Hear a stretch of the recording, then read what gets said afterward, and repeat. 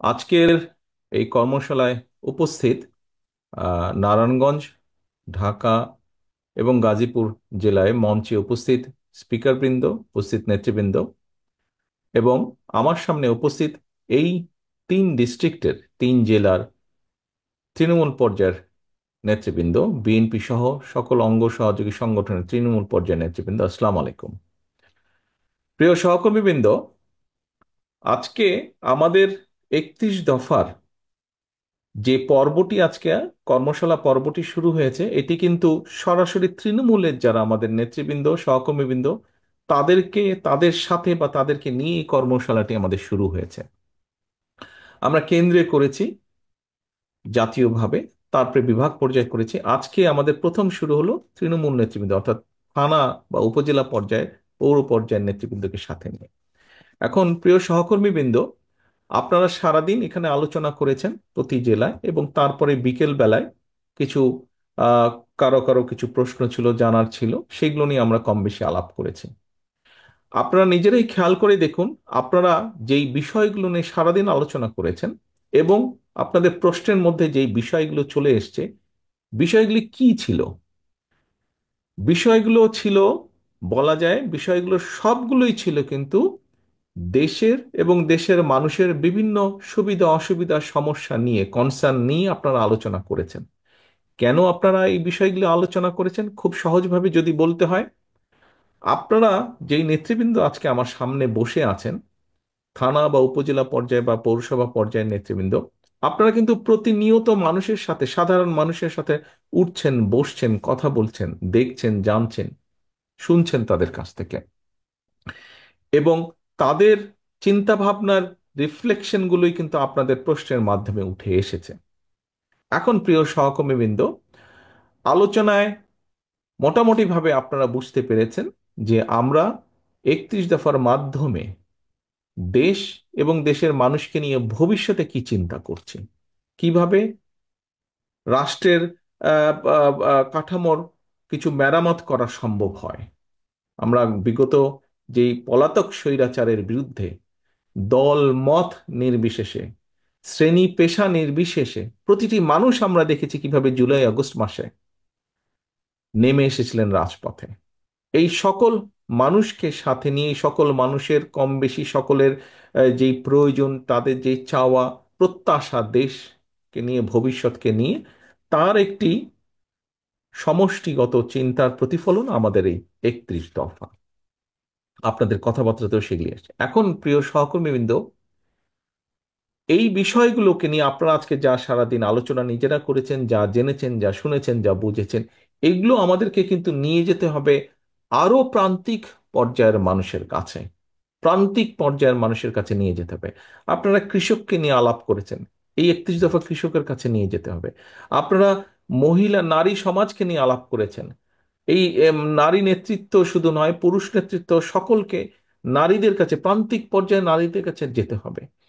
আপনারা আলাপ করেছেন মিল কারখানার শ্রমিকদেরকে নিয়ে, তাদের কাছে যেতে হবে। শিক্ষা নিয়ে আলাপ করেছেন, ছাত্র এবং শিক্ষকদের কাছে যেতে হবে, অর্থাৎ সমাজের প্রতিটি শ্রেণীর ব্যাপারে আপনারা আলাপ করেছেন, তাদের কাছে যেতে হবে। কারণ আমাদের মূল লক্ষ্য বা টার্গেট, আমরা যখন অতীতে, অর্থাৎ বিএনপি বাংলাদেশ জাতীয়তাবাদী দল শহীদ রাষ্ট্রপতি জিয়া রহমানের নেতৃত্বে এবং পরবর্তীতে দেশনেত্রী খালেদা জিয়ার নেতৃত্বে আমরা যতবার দেশ পরিচালনার সুযোগ পেয়েছি বাংলাদেশের জনগণের সমর্থনকে নিয়ে, আমরা প্রতিবার চেষ্টা করেছি এই দেশের মানুষের ভাগ্যের পরিবর্তন ঘটাতে, দেশটাকে আগিয়ে নিয়ে যেতে, আমরা এগিয়ে নিয়ে যেতে আমরা চেষ্টা করছি মানুষের যাতে কিছুটা বেটার থাকে, মানুষ কিছুটা ভালো থাকে।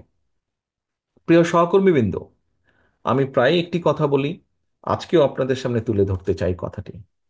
আপনাদের সাথে বিভিন্ন সময় বিভিন্ন পর্যায়ে আমার মিটিং হয়েছে বা কথাবার্তা যখন হয়েছে, ভিউজ এক্সচেঞ্জ হয়েছে, আপনারা আপনাদের বক্তব্যের এক পর্যায়ে প্রায় প্রত্যেকটা নেতাকর্মী কিন্তু, সেটি যে বিভাগ পর্যায়ে, জেলা পর্যায়ে, থানা পর্যায়ে, ইউনিয়ন পর্যায়ে, যখনই কথা হয়েছে একটি কথা বলেছেন, বাংলাদেশের মানুষ তাকিয়ে আছে বিএনপির দিকে, বা বিএনপির কাছ থেকে তাদের ভালো বড় কিছু প্রত্যাশা। প্রিয় সহকর্মীবৃন্দ, কোটি কোটি মানুষের যখন প্রত্যাশা থাকে, তখন সেই দায়িত্বটি কিন্তু অনেক বড় থাকে। আজকে দেখুন, আপনি নিজে যখন বের হন আপনার এলাকায়, তখন কিন্তু এই বর্তমান প্রেক্ষাপটে আপনি একজন ইউনিয়নের নেতা হন, আপনি থানা, পৌরসভা, উম, উপজেলা, জেলা, যেই পর্যায়ে আপনি নেতা হন না কেন, আপনি বিএনপির মূল দলের নেতা হন অথবা আপনি অঙ্গ সহযোগী সংগঠনের নেতা হন, আপনি যখন ঘর থেকে বের হন, আপনার আশেপাশের সাধারণ মানুষ যারা আপনাকে জানে যে আপনি বিএনপির সাথে সম্পৃক্ত, বিএনপির রাজনীতি করেন, দেশনেত্রী খালেদা জিয়া, শহীদ রাষ্ট্রপতি জিয়াউর রহমানের রাজনীতি আপনি করেন, আপনাকে সালাম দিয়ে কিন্তু জিজ্ঞেস করে, ভাই কি অবস্থা, দেশের কি অবস্থা, কি হবে, নির্বাচন কবে হবে, জিজ্ঞেস করে না এরকম প্রশ্ন উত্তর? আপনাদেরকে জিজ্ঞেস করে। আপনারা যারা মিল কারখানা পরিচালনা করেন, আপনাদেরকে আপনাদের অন্য মিল কারখানার মালিক তাদের সাথে দেখা হলে জিজ্ঞেস করে, কি ভাই কি অবস্থা, দেশে নির্বাচন কি হচ্ছে, নাহলে তো ব্যবসা বাণিজ্য ঠিকভাবে হচ্ছে না, সবকিছু থেমে আছে। অর্থাৎ আপনারা যারা, কেউ যারা শিক্ষকতা করেন, অন্য সহকর্মীবৃন্দ আপনাদের জিজ্ঞেস করে, কি ভাই কবে নির্বাচন হবে, কিভাবে কবে হবে। কেন আপনাদেরকে জিজ্ঞেস করে? আর তো কাউকে জিজ্ঞেস করছে না, অন্য কাউকে জিজ্ঞেস করছে না, কিন্তু আপনাকে জিজ্ঞেস করছে, আপনি বিএনপির নেতা হিসাবে আপনাকে জিজ্ঞেস করছে বা বিএনপির কর্মী হিসাবে আপনাকে জিজ্ঞেস করছে। এ কারণেই জিজ্ঞেস করছে, কারণ প্রত্যাশাটাই আপনাদের কাছে, প্রত্যাশাটাই আপনাদের কাছে, তারা মনে করে যে হ্যাঁ, কিছু ভালো কিছু করতে পারলে বিএনপি করতে পারবে। অধিকাংশ মানুষের, আমি বলছি না 100%, বাট দেশের অধিকাংশ মানুষের এরকমই প্রত্যাশা, এরকমই বিশ্বাস, এরকমই ধারণা। এখন সহকর্মীবৃন্দ, আপনারা এখানে উপস্থিত প্রত্যেকে এক একজন রাজনৈতিক কর্মী। একজন রাজনৈতিক কর্মী অথবা একটি রাজনৈতিক দলের সবচেয়ে বড় সফলতা কি? আমার এই প্রায় 35 বছরের রাজনীতির অভিজ্ঞতার আলোকে আমি যেটা মনে করি, একজন রাজনৈতিক কর্মী বা রাজনৈতিক দলের সবচেয়ে বড় সফলতা হচ্ছে মানুষের আস্থা অর্জন। মানুষের আস্থা অর্জন, এই যে আপনি যখন বের হন, যে কথাটি বললাম, আপনি যখন বের হন মানুষের সালাম পাচ্ছেন, আপনি দেখুন, আপনার নাম যদি ধরেন, আপনার নাম কাশেম, আপনার আশেপাশে সমাজের, আপনার সামাজিকভাবে আপনার আশেপাশে অনেক কাশেম আছে, কয়জন কাশেমকে দেখলে মানুষ দৌড়ে এসে সালাম দিচ্ছে অথবা কথা বলছে? কিন্তু আপনি কাশেম, আপনার সাথে কেন কথা বলছে, সালাম দিচ্ছে? বিকজ আপনি বিএনপি করেন, বিকজ আপনি বিএনপি করেন।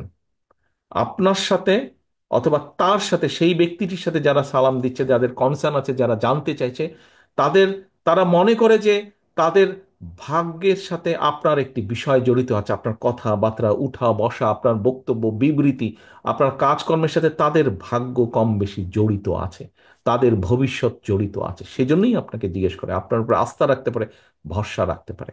প্রিয় সহকর্মীবৃন্দ, আমার মূল যে কথাটি ছিল এখানে বলার, সেটি হচ্ছে যে এই যে আপনার উপর আস্থা ভরসা রাখছে, এই যে এটাই হচ্ছে আপনার সবচেয়ে বড় সফলতা একজন রাজনৈতিক কর্মী হিসাবে, যে মানুষ আপনার উপরে আস্থা রাখছে, বিশ্বাস করছে আপনাকে, একটি রাজনৈতিক দলের, এই যে আপনারা কর্মসূচি ডাক দিলে, আমরা যখন কর্মসূচি ঘোষণা করি, হাজারো লক্ষ মানুষ সেই কর্মসূচিতে অংশগ্রহণ করে।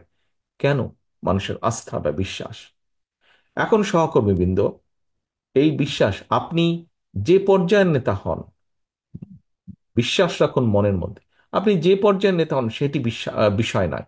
মূল বিষয় হচ্ছে জনগণ আপনার উপর আস্থা রাখে, সেটি 5 জন হোক, 50 জন হোক, 500 হোক, 5,000 হোক, আপনার উপরে মানুষ আস্থা রাখছে। আপনি যে পর্যায়ের নেতা হন, ইউনিয়ন, গ্রাম, ওয়ার্ড, পৌরসভা, থানা, জেলা, যাই হন না কেন, আপনার উপরে মানুষ আস্থা রাখছে। আপনি বিএনপির হন, আপনি ছাত্র দলের হন, আপনি মূল দলের হন, আপনি যুব দল, স্বেচ্ছাসেবক না, মহিলা দল, কৃষক দল, যেটাই হন না কেন, আপনার উপর আস্থা রাখছে। এটাই হচ্ছে আপনার সবচেয়ে বড় সফলতা বা সবচেয়ে বড় বিষয়, আপনার রাজনৈতিক অর্জন, সফলতা।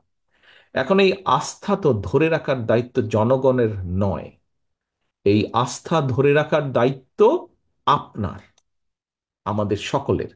আপনি হচ্ছেন আপনার এলাকায় বিএনপির অ্যাম্বাসাডর, বিএনপির রাষ্ট্রদূত আপনি। আপনার এলাকায় আপনাকে দিয়ে মানুষ বিএনপিকে বিচার করবে, আপনাকে দিয়ে মানুষ বিএনপিকে চিন্তা করবে। কাজে আপনি কি, তখন মনে করবে যে আপনি ভালো হলে বিএনপি ভালো, আপনি খারাপ হলে বিএনপি খারাপ। আমি জানি না আপনারা কথাটা বুঝতে পারছেন কিনা, বাট কথাটা সহজ এবং সিম্পল।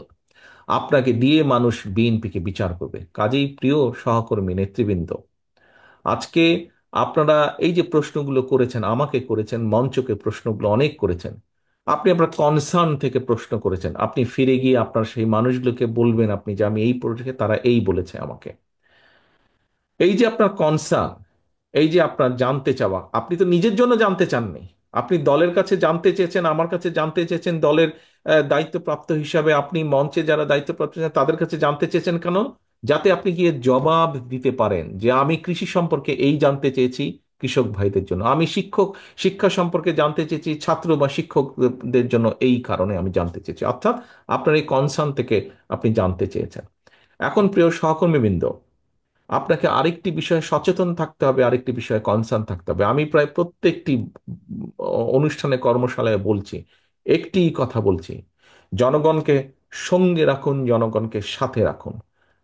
আমরা কিন্তু সবসময় বলেছি আমরা আমিডামির নির্বাচনে বিশ্বাস করি না।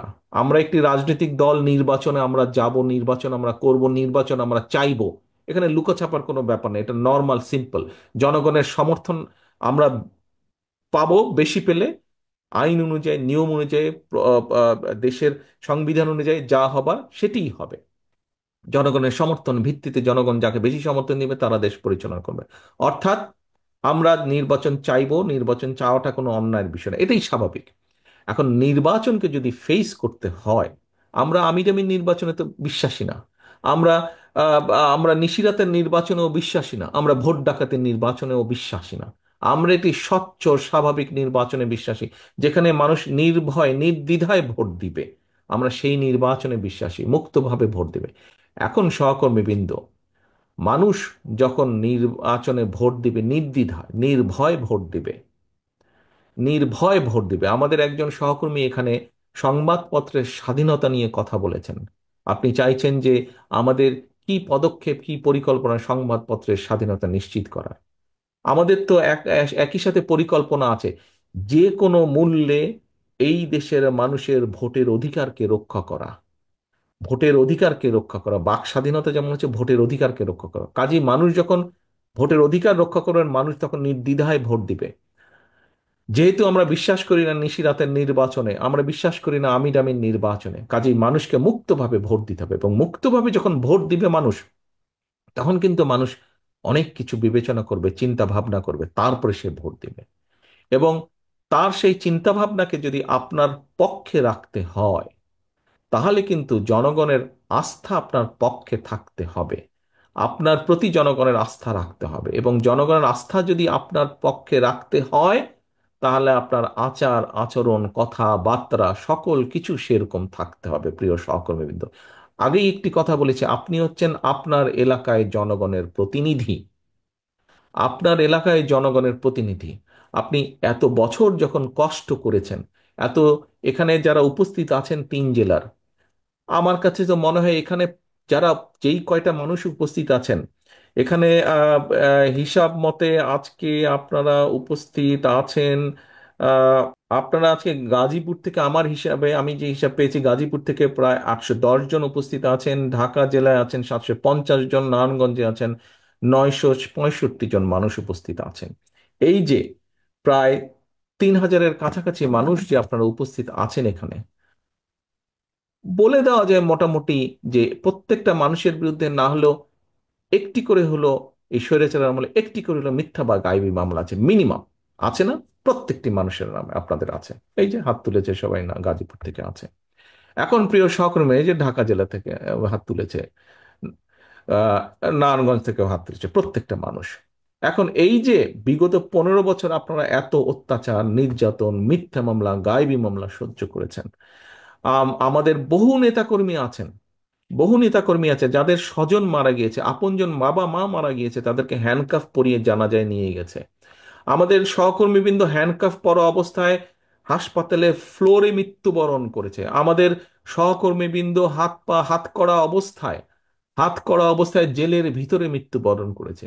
যেই দলের নেতাকর্মীরা এত অত্যাচার নির্যাতন সহ্য করে এই পর্যন্ত আপনারা এসেছেন, এই পর্যন্ত দলের ঐক্যকে ধরে রেখেছেন, এই পর্যন্ত জনগণের আস্থাকে ধরে রেখেছেন, আমাদের ভেতরে যদি কেউ নিজের স্বার্থ হাসিলের জন্য এই আস্থাকে আঘাত করে, এই আস্থাকে, বিশ্বাসকে, জনগণের আস্থা বিশ্বাসকে নষ্ট করে নিজের স্বার্থ সিদ্ধির জন্য, ব্যক্তিগত স্বার্থ সিদ্ধির জন্য, আমার অনুরোধ থাকবে আপনাদের সহকর্মী হিসেবে, প্রত্যেকের কাছে অনুরোধ থাকবে, আপনাদের নেতা হিসেবে আপনাদের প্রত্যেকের প্রতি আমার নির্দেশনা থাকবে, শক্ত হাতে সেই লোকগুলোকে দমন করতে হবে আপনাদের। শক্ত হাতে সেই লোকগুলোর বিরুদ্ধে আপনাদেরকে ব্যবস্থা নিতে হবে। কেন নিতে হবে, কেন আপনাদেরকে এই কথাটি বলছি? আগেই বলেছি, 3 জেলার আপনারা যারা এখানে উপস্থিত আছেন, প্রত্যেকে আপনারা কিন্তু আজকে এখানে নেতা হিসাবে উপস্থিত হয়েছেন।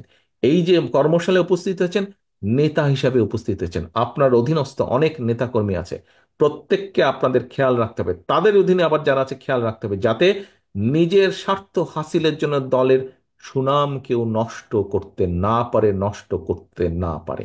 এটি খেয়াল রাখতে হবে প্রিয় সহকর্মী। প্রত্যেক জায়গায় আমি এই কথা বলছি। আরেকটি কথা আপনাদের সামনে উল্লেখ করতে চাই। দেখুন, স্বৈরাচার, আপনারা এখানে পোড় খাওয়া প্রত্যেকে রাজনীতিবিদ, প্রত্যেকে পোড় খাওয়া রাজনীতিবিদ। হ্যাঁ, আমরা আজকে 31 দফা নিয়ে আলোচনা করেছি।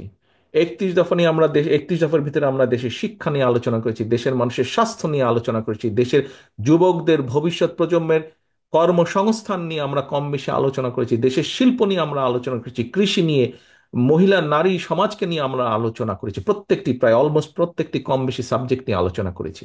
এখন আমরা যদি রাষ্ট্র মেরামত করতে চাই, আমরা যদি আমাদের এই কর্মসূচিগুলি, পরিকল্পনাগুলো যদি আমরা সফল করতে চাই, এগুলি বাস্তবায়ন আমরা করতে চাই, তাহলে অবশ্যই আমাদেরকে রাষ্ট্র ক্ষমতায় যেতে হবে জনগণের সমর্থন নিয়ে। তাহলে অবশ্যই আমাদেরকে সরকার গঠন করতে হবে জনগণের সমর্থনকে নিয়ে, সহকর্মী বৃন্দ। তা না হলে, আমরা যদি সেটি করতে সক্ষম না হই, আমাদের এতদিনের আন্দোলন ব্যর্থ হয়ে যাবে।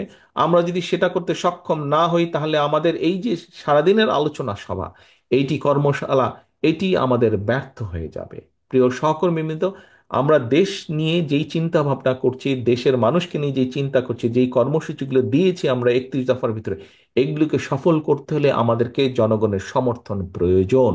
জনগণের আস্থার ভিতরে আমাদেরকে থাকতে হবে। এবং সে কারণে আমাদের প্রত্যেককে আমাদের অবস্থান থেকে যেটি সঠিক সেই কাজটি করতে হবে, যেটি অনৈতিক, যেটি খারাপ কাজ, সেটিকে আমাদের ত্যাগ করতে হবে। সেটির বিরুদ্ধে আমাদের প্রতিবাদ গড়ে তুলতে হবে। সেটির বিরুদ্ধে আমাদেরকে শক্ত অবস্থান নিতে হবে। কিছুক্ষণ আগে একটি কথা বলেছিলাম যে রাজনীতিবিদ হিসেবে, রাজনৈতিক কর্মী হিসেবে, রাজনৈতিক দল হিসেবে সফলতা কি? পিছনে যখন জনগণ থাকে। আপনারা প্রত্যেকেই কম বেশি জীবনে বহু মিছিল করেছেন। আপনি যখন মিছিল নিয়ে যান, মাঝে মাঝে কিন্তু আপনি পিছনে থাকেন, আরে ভাই আমার মিছিলটা কত বড় একটু দেখি তো। যখন দেখেন মিছিলটা আপনার প্রত্যাশার চেয়ে বড়, আপনার নিজের মনটা, কলিজাটা বড় হয়ে যায় না? দেখতে ভালো লাগে না?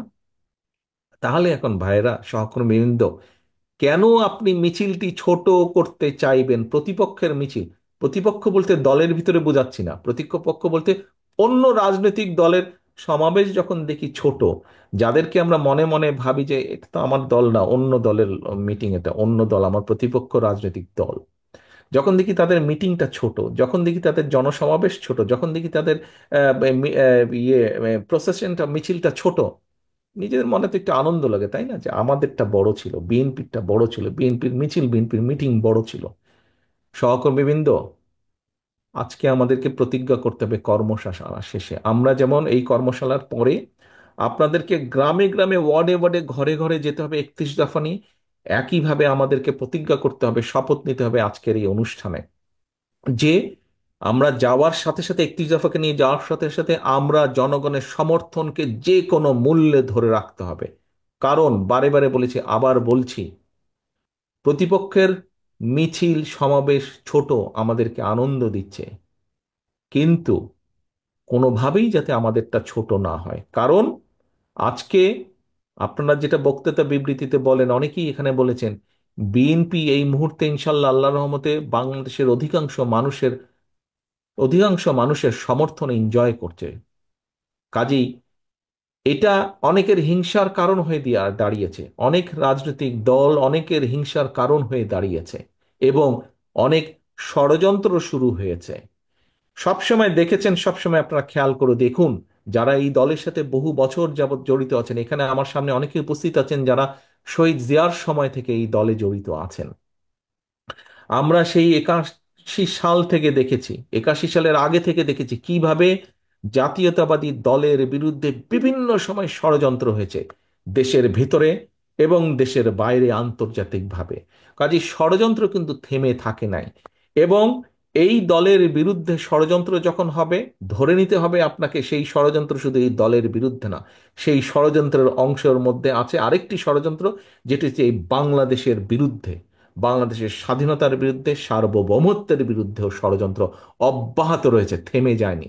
স্বৈরাচার পালিয়ে গেছে, স্বৈরাচারের মাথা পালিয়ে গিয়েছে, কিছু কিছু ছোট ছোট মাথাও পালিয়ে গিয়েছে, কিন্তু লেজ শরীরের অনেকাংশ অবশিষ্ট রয়ে গিয়েছে। তারা কিন্তু ভিতরে ভিতরে ষড়যন্ত্র করছে। কাজে আপনাদেরকে এই ব্যাপারে অ্যালার্ট থাকতে হবে প্রিয় সহকর্মীবৃন্দ। 31 দফা পৌঁছে দিবেন ঘরে ঘরে। ষড়যন্ত্রের ব্যাপারেও আপনাকে অ্যালার্ট থাকতে হবে। ষড়যন্ত্রের অংশ হিসাবে আমাদের ভিতরে অনেকে অনেক এজেন্ট ঢুকিয়ে দিয়েছে। এইগুলা ব্যাপারেও আমাদেরকে অ্যালার্ট থাকতে হবে সহকর্মীবৃন্দ।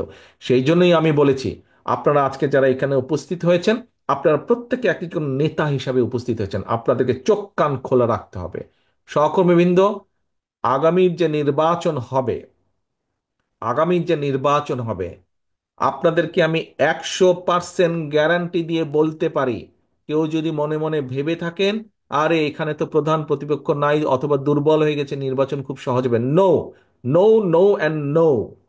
এই নির্বাচন অতীতের যে কোনো নির্বাচনের থেকে অনেক অনেক অনেক কঠিন হবে, অনেক কঠিন হবে। কাজে নিজেদেরকে সেইভাবে সহকর্মীবৃন্দ প্রস্তুত করুন, নিজেদেরকে সেভাবে প্রস্তুত করুন যে আগামীর যে কঠিন নির্বাচন, সেটি জনগণের সমর্থন নেই, সেই নির্বাচনের পুল ছাড়া যাতে আমরা পার হতে পারি, সেইভাবে নিজেদেরকে প্রস্তুত করুন। সেজন্যই আমি সবসময় বলছি, জনগণের সঙ্গে থাকুন, জনগণকে সঙ্গে রাখুন।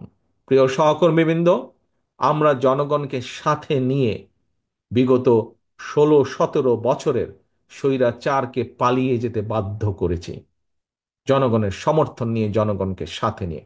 ইনশাল্লাহ আমরা জনগণের আস্থা ধরে রেখে, জনগণের সাথে নিয়ে, জনগণকে সঙ্গে নিয়ে, জনগণের সমর্থন নিয়ে আগামীতে আমরা দেশ পরিচালনার যোগ্যতা আমরা অর্জন করতে সক্ষম হব।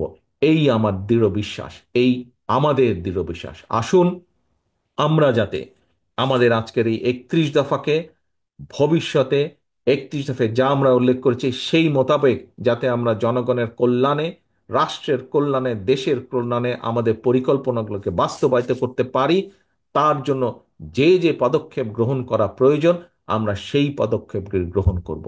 পরিশেষে বক্তব্য শেষ করার আগে একটি কথা দিয়ে শেষ করতে চাই, জনগণের সঙ্গে থাকুন, জনগণকে সঙ্গে রাখুন। সহকর্মীবৃন্দ, আল্লাহ হাফেজ। বাংলাদেশ জিন্দাবাদ, বাংলাদেশ জাতীয়তাবাদী দল জিন্দাবাদ।